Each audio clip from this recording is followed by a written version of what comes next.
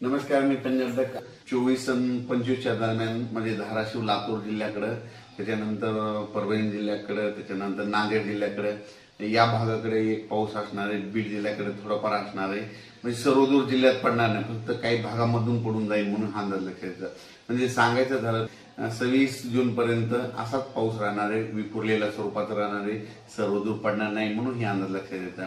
राज्यामध्ये आता ही जी वारं चालू आहे ते काही ठिकाणी 25 जूनला बंद होईल, काही ठिकाणी 26 जूनला बंद होईल आणि हे वारं बंद झाल्याच्या नंतर परत चांगलं पावसाचं वातावरण तयार होणार आहे.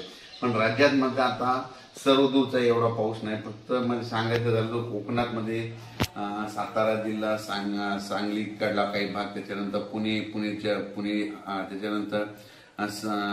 त्याच्यानंतर तसंच पुढं नाशिक पर्यंत, सिन्नर नाशिक पर्यंत ते पट्ट्यामध्ये कोकणाच्या कोकण पट्टीचा पट्टा म्हणतात ते पाऊस चालू राहणार आहे.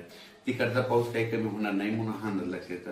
आणि राज्यात मात्र उर्वरित भागामध्ये मात्र म्हणजे जळगाव जिल्हा, संभाजीनगर, त्याच्यानंतर जालना, बुलढाणा, त्याच्यानंतर अकोला, अमरावती, वाशिम, हिंगोली, त्याच्यानंतर यवतमाळ, अकोला आणि हे नांदेडचा असा ह्या पट्ट्यामध्ये असा पाऊस पडणार. आणि परभणी जिल्ह्यात देखील थोडाफार प्रमाणात पडणार आहे. म्हणजे सर्वदूर पडणार नाही हे अंदाज लक्षात येतं.